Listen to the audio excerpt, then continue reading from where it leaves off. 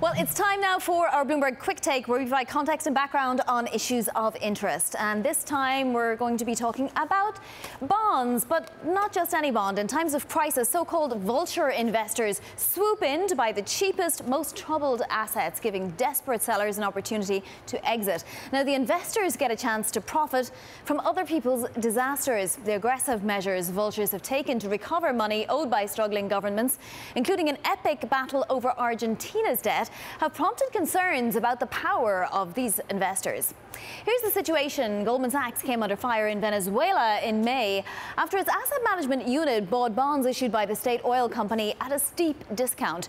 Critics dubbed these bonds hunger bonds because Venezuelan President Nicolas Maduro has been cutting imports of food and medicine into Venezuela to conserve cash and continue bond payments.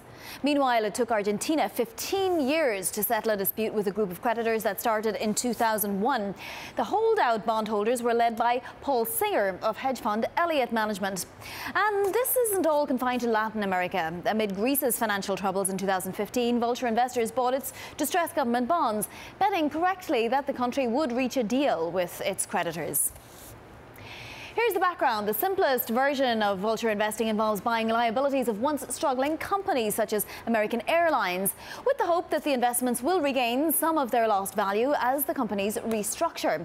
More controversial is the trade in government bonds. The practice is estimated to have returned vultures as much as 20 times their original investment.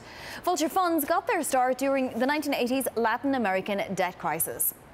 Here's the argument. Critics of these vulture funds say their success in the Argentina case could make it harder for distressed countries to restructure debt by encouraging holdouts. For their part, vultures say that they're simply standing up for their right to get paid and enforcing the rules of business. You can read more about vulture investors and all of our quick takes at NI Quick on the Bloomberg.